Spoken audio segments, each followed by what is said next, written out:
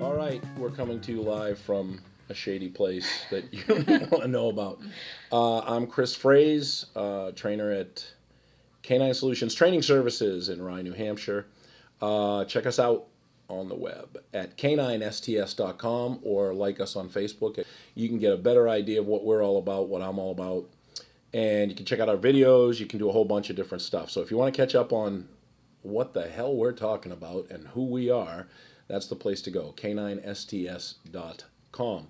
To my immediate right is a witch of a woman who makes my life miserable by keeping me and my very scattered brain on target. Karen. Hello. Say hi, Karen. Hi. That's great. And next would be the Hobbit. She is another half-size pain in my ass. How tall are you? 5 foot and 3/4. 5 foot and 3/4. You know when someone's like they're trying to get like I'm 3 3/4. Depends on the shoes. Yeah, that's cool. So Cassie is she does all the web stuff and everything, and she's really got some awesome organizational skills to once again rein me in. So if you have a problem with anything I say, it's either Karen or Cassie's fault. Next is my lovely wife, April Fraze. She's great. I have nothing bad to say about her. Hello. That is smart. And then there's Q-Tip. Q-Tip is an apprentice with me, and he is a decoy. We'll get into that later. You'll figure out what that is.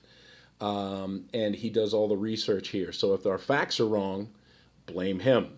So They'll be right, don't worry. They'll be right? Yeah. Okay. So this is our podcast, and we talk about dogs and how we feel about them and dog training and everything that has to do with dogs. We want to kind of shatter your image of what you think you know and why dogs are in need of help nowadays, and some good stories about dogs that we've heard down the road, and just different things, all dog, but it's our opinions, and it's it might make you mad, it might make you happy, but either way, let us know about it, tell your friends, share it. And I think the topic today was going to be our introduction and how we came to you and I why just it did the worked and why it introduction. didn't. It's true. You did. I did. I stayed on task. You did. I did. That was good. All right, so we're going to move So past that. today- Go ahead. So this is Cassie. Yep, this is Cassie. So mine started with, I have a Catahoula leopard dog, which is the state dog of Louisiana. They're a herding and hunting dog. And we got him without really knowing a ton about the breed and what we were getting ourselves into. And we didn't go see him before we got him. So the breeder told us he was the shyest and most timid dog in the litter. And we were like, great, he's going to be a great apartment dog. And it turned into fear aggression. So he was the shyest dog in the litter. Mm-hmm. That's a giant neon sign. And Cassie said, yes, I'll take him. That's the breeder going, I don't know where else to put it. Yeah, well, he told me he wouldn't be a good working dog and he'd be a better family dog. What are Catahoulas bred to be? Working dogs. Oh, okay. But anyway, so that's kind of where we jumped in too deep before we even got into any trainers per se. Then we did the pet organization training. Yeah. And we did that for the basic obedience, and it got How'd that go? It got us nowhere. Literally, it taught us nothing. And Were you having problems at that time? not really. We were trying to. We knew that it was a working dog, and we knew he was high energy, and we wanted to, get him started early and young, and make sure we didn't have any problems. So, that was our goal. But we actually ended up creating more problems after that. And how did you do that, dear? Well, when our dog, we got him at 10 weeks old, and when he was, I don't know, about 16 weeks old, he started to growl when kids would come up to try to pet him, because they come up pretty strong and at eye level, and he would just kind of growl and back away.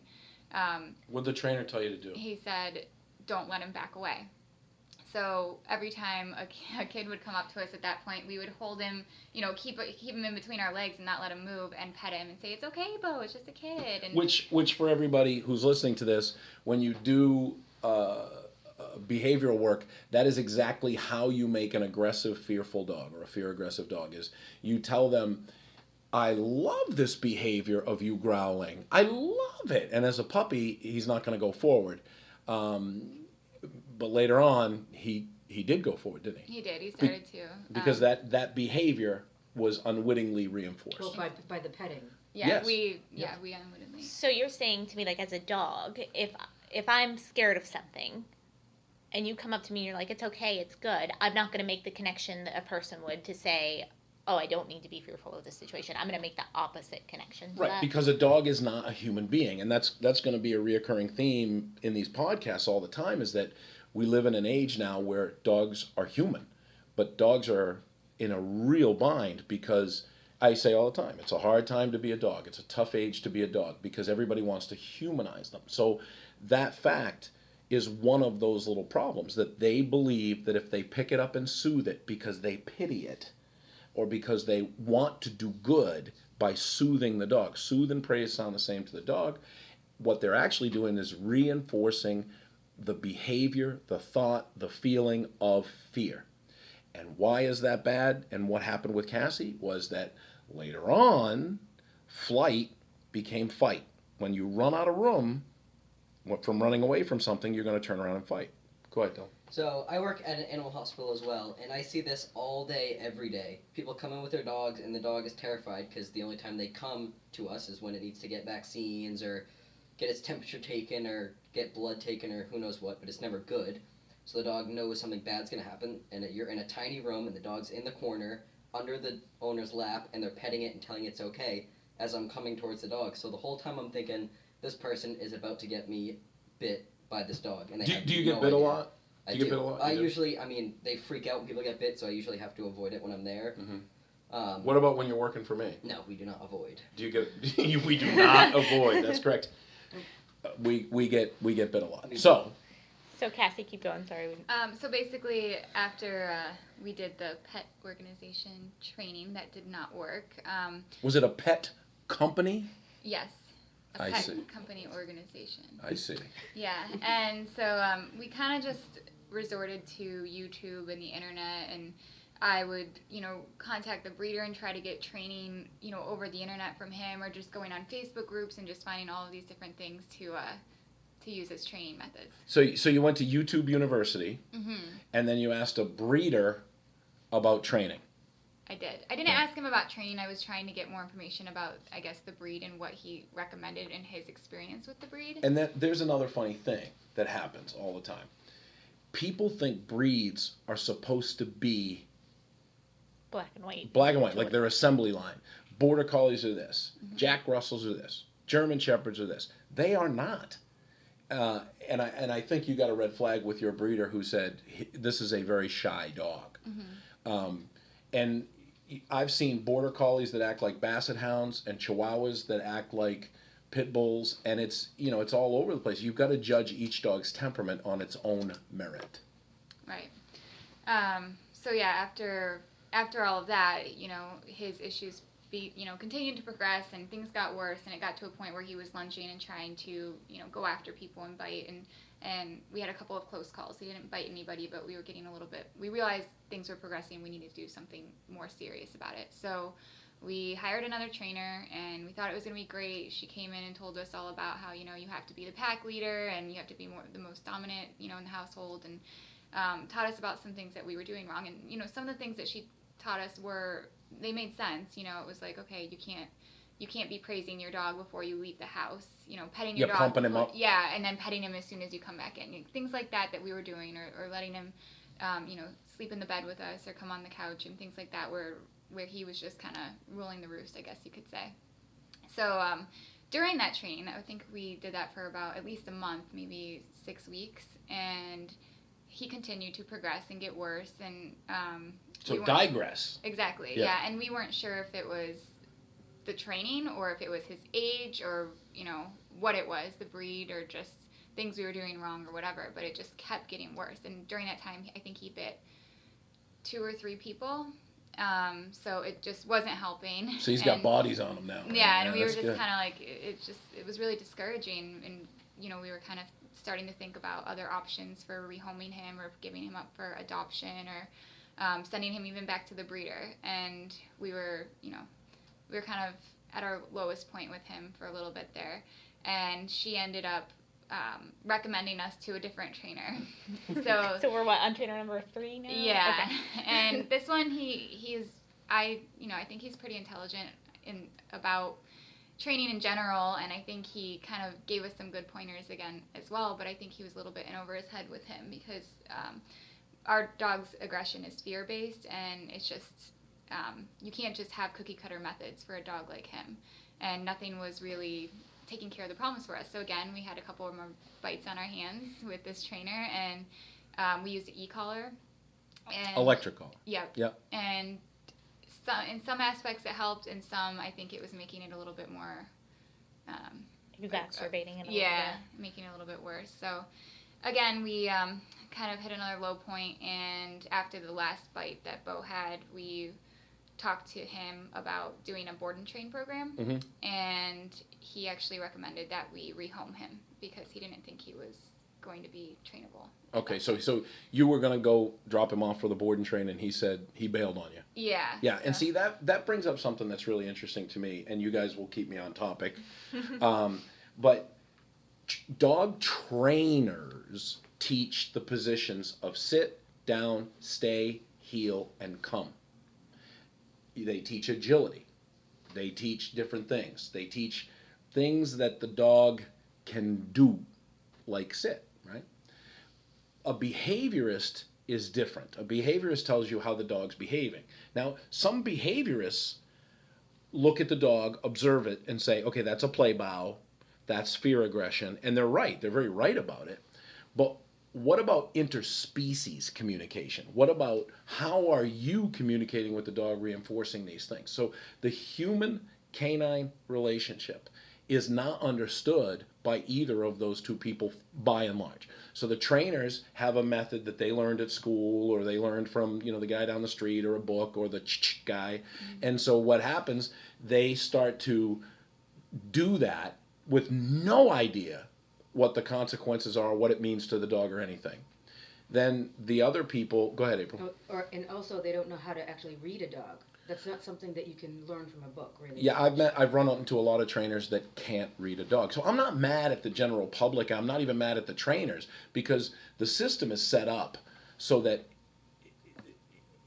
we're discarding dogs because people aren't seeing what the real problem is, which is the interspecies communication. And even before you got the dog, Cassie, it was the breeder's problem that he still had to make a buck. Right, because he's got a product, he's got to get rid of the dog. So you started from behind. That's why I tell people, if you're going to get a puppy, have someone who knows what they're doing, evaluate the parents and the puppy, do a temperament test. But people don't do that.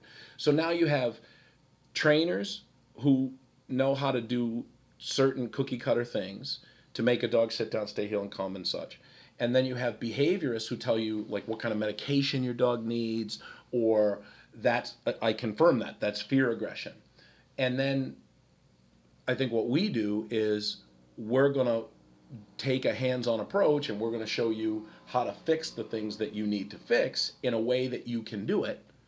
And that's kind of more than anybody's doing, and that's what happened when you came to us. Yeah, and I think at our last trainer before we found Canine Solutions, we would send our dog over there for like daycare or something, and to the other trainer. Yes, yep. and they would we'd send him for a day, and they would say it was good for him to run with the pack, and they would train while he was there. So we would say, oh, can you work on recall today, or can you work on the 5 basic commands?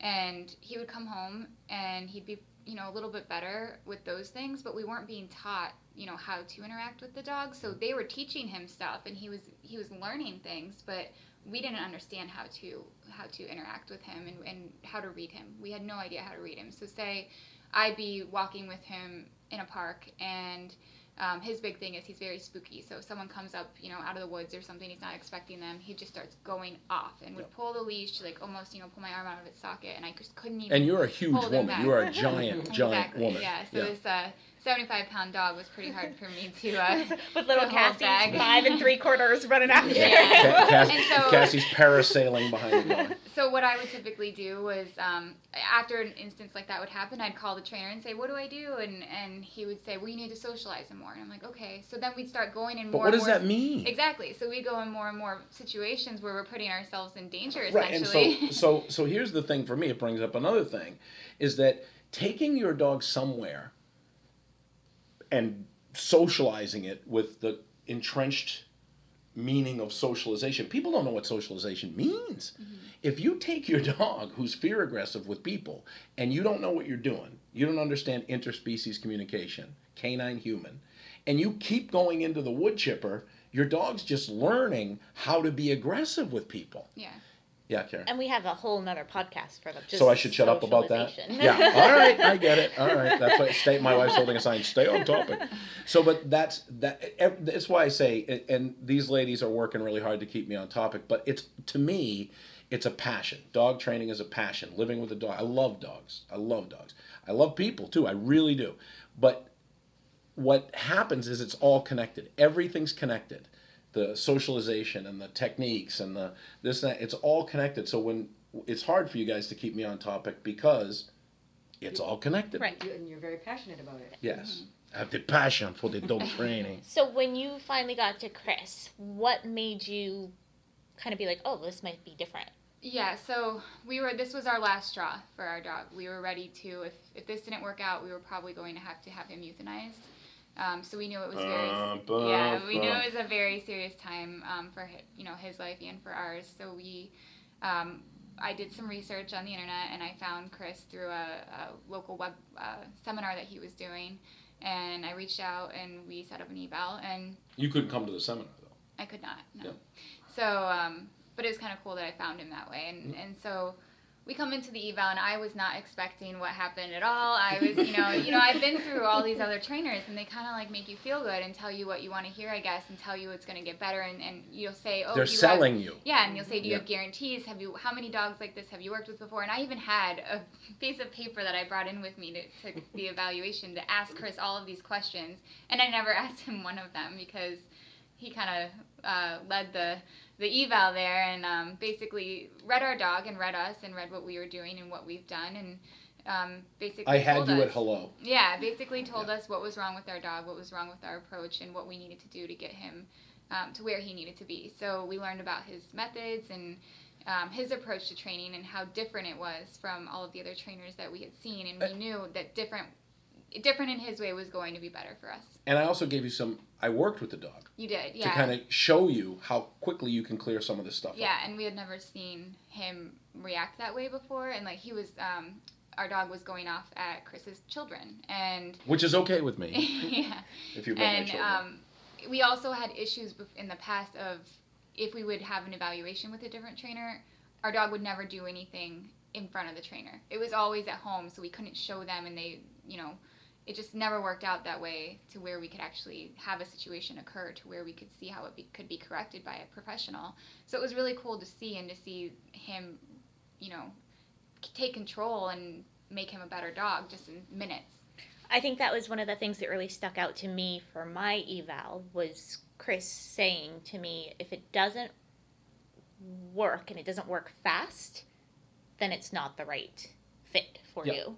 Now, and let me qualify that. There are things that take time, but if you don't see a difference very quickly, then, what are you doing? I know trainers that are recommending redirection with food, and there's people who are, we had a girl come in who was graduating to get a degree in canine behavior. Yep. And she came to me to apply for a job, and she came in with her dog, and her dog tried to bite me, tried to bite the kids. I said, how long have you been working on this? She's like, 6 or 7 months.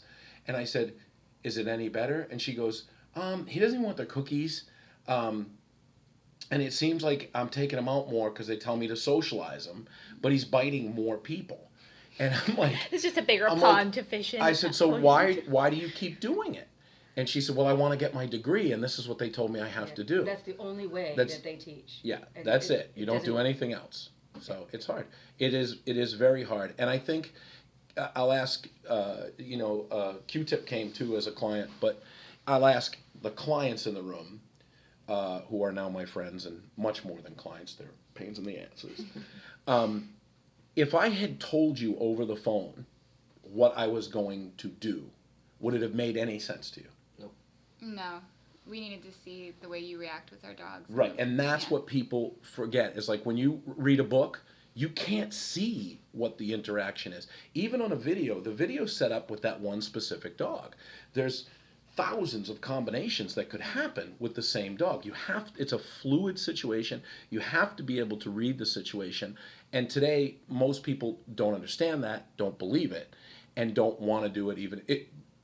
To gain the knowledge that I've gained, they would have to spend so much money and so much time, and it's just easier to get a certificate and say, hey, I know what I'm doing. You know what? Your dog can't be fixed. Let me recommend you to the next person that's going to take all your money. Mm-hmm. So yeah, I don't want to do that. Maybe should we say something about how well your dogs are doing now, or how different it is now? After how long have you been? Yeah, with so I've been training with Canine Solutions since June, so coming up on a little bit short of a year now, and I always say to people, people ask us all the time because we ended up doing the board and train program at Canine Solutions, so we sent Bo away to boot camp for about 4 weeks, and We call it rehab. Yeah, Yeah. we called it boot camp. Yeah, but well, people call it board and train, but it's not. This is different. I don't want you to like go out and look for the people out there listening to the podcast. A board and train is not the same as a rehab. We are constantly rehabilitating the dog. So.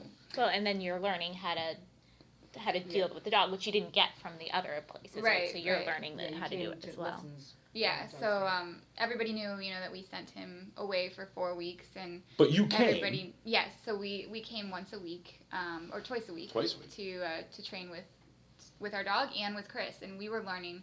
I remember people asking us how it was going, as it was going on, and we're saying, well, we're learning a lot, our dog is learning too, but we've learned so much, and I kind of feel, Alex, my boyfriend, and I, we own the dog together, and we always say we're a little bit jaded now about the ways we used to train, and when we see people train those ways, because we realize we used to be there, and it was not helpful, and it was making things worse, and people don't understand that until they get to the point where you're kind of desperate and you really need What's help. that called? What's that called?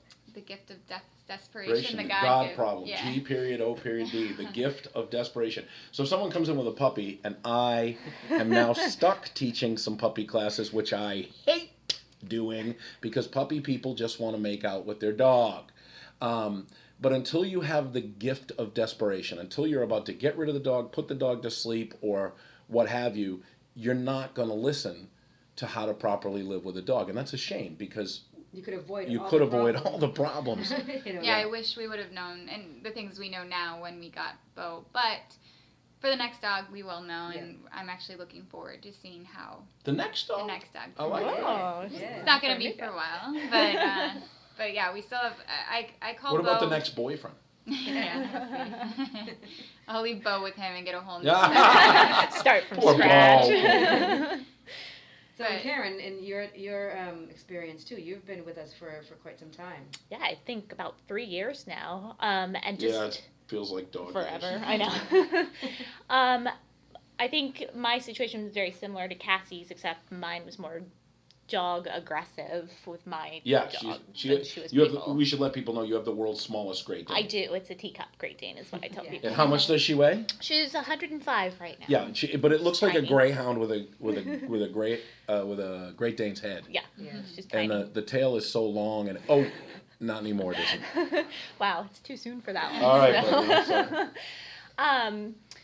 I think so. My story is basically very similar to Cassie's. I think for me the biggest thing is now I forget that she was a terror and that I was in tears and that I was at that point too where she was going to get put down because there was nothing else I could do. And I would say for me the biggest difference in the training methods that I've noticed from everything was that I felt empowered. I was getting tools, I was getting techniques, I was getting knowledge on how to handle it, and it wasn't just focused on, oh, look, she wagged her tail, that's a good sign, and you're like, why? She wags her tail when she's mad too. Yeah, that's a big thing. It was really giving me the tools and the knowledge to be able to handle a situation properly and feel like I could do this. I could help this dog without just feeling like I was floating in the middle of nowhere. And I think Karen makes a good point about feeling empowered because, it hasn't been a year yet for us. And I was going to say Bo's kind of a work in progress, and I think it's going to be that way for a little while. And Karen has 3 years under her belt, and I always use her as my role model, I guess. Her dog is amazing, and I would never be afraid of her dog biting me or my dog or anybody else. And we want to get there with Bo, and we have gotten very far. We've made huge strides in the amount of time that we've been training here. Go ahead, Chris. Well, it's very hard. The dog world, the people in the dog world are very catty. It's everybody's an expert. So when people if you don't see results instantly, then go somewhere else, but you're still a work in progress. Right. What that means is all dogs are a work in progress. Every dog. It doesn't mean that Bo is killing people. No, he's not. Chris knows I'm a perfectionist of sorts. So to me, I just want to see him perfect in all aspects, obedience-wise, and But she's working on competitive obedience with the dog, which is Like a far cry from being Jeffrey Dahmer. So there's always something to learn about dogs. I learn about dogs all the time. I'm constantly waiting for those aha moments. So when you say Karen's been here for 3 years, I don't want you to think, oh my God. It takes 3 years. It takes 3 years. It doesn't. Karen does demos for us now, and I think one of your big stories was that when you went to a dog expo and you I mean, if I could describe Karen to you, she's a goddess, first of all. She's about 5'9", 5'6". 5'6". See, she's just taller in my eyes. And she is a person who's got her shit together. I would definitely say that, and that's why she's a giant pain in my ass. She doesn't lose her composure. Why you love her. I do love her. I love her for that and many She's other your very good reasons friend. that when you're not around I talk about. But she doesn't seem like a person that gets, and I know her very well, she doesn't get flustered easy. And this dog, there were no answers. She's been to other trainers, there were no answers. And when I saw a woman like that lose her composure and start to just be desperate, I was happy because I was like, okay, we can fix this. We can definitely fix this. And I've seen her get spun around like a top when her dog was being aggressive. And now she does demos and pet expos and stuff for us, and that was a big milestone for you. Yes, especially where the first time I tried that BC before Chris, right? Yeah, BC before Chris. And Canine Solutions. Because again, you have to take your dog, you have to submerge them in the situation in order to get it better. So what's the best place to submerge your dog into with many other dogs is an expo. And that did not go well. It was Cujo trying to attack every single dog it saw on site, whether it was her size, not her size. I couldn't hold her back. I finally had to put her in a pen, and she was just going to knock that pen over. And I left in tears. So You left the expo I in tears. left in tears. I've never seen you cry. You haven't, have you? I didn't No. even cry at the eval. That's No, I know. impressive. A lot of people cry at the eval. That should be, why do people cry at the eval? I don't believe That's the Karen next cries. topic. No. I don't believe it. All right. So I think what you have us all doing is that the main difference for us is that we're now empowered with tools that you didn't find in other. And there's another way. So if you're out there and you're desperate and you think, my God, I've tried stuffing cookies down the gullet, and I went to a trainer who used about 10,000 watts of electricity on my dog, and I've got a ex-cop who's going, sit down, you gotta dominate your dog. That's not the way to do it to me. And I am not trying to, if you're happy with your dog trainer, I'm thrilled for you. I really, really am. But if you're not thrilled with your dog trainer and you're trying to find answers, we can help you out. And that's the big deal. I want to help the dogs. I want to help the people. And we definitely can do it. And I think that's what this podcast is going to be all about. Cassie? And I think one of the biggest things about the methods, I guess you could say, about Chris and Canine Solutions is that we mentioned that you're not just training your dog, you're being trained as well. And I remember one of the things that I said to Alex when we were going through all of the bad stuff, BC, and I said, I think I'm just going to go to school and become a dog trainer myself, because every time he's with a trainer, he's good, and then he doesn't, we don't know how to react with it in our own, in our own home. So now we are learning to be dog trainers. That is I what teach exactly- everybody. Yeah, Mhm. Chris teaches everybody to be a dog trainer. So it's really helpful, and it empowers you to know what to do if any sort of instance does occur. You know exactly what to do. You're calm and collected, and we have take fun. care of it. We do have. Yeah, it's fun. I mean, the eval's tough, but we have fun, and I think you should have fun. We can be serious, but we also have a lot of fun. So, everybody, thank you for listening to this. Again, if you want more information, you can check us out on the web at caninests.com, Canine Solutions Training Services on Facebook. Give us a like and check out the videos. Don't forget to subscribe to the videos and like them. And for Karen, Cassie, April, and the very quiet Q-Tip, I am Chris Fraze. Thanks for listening to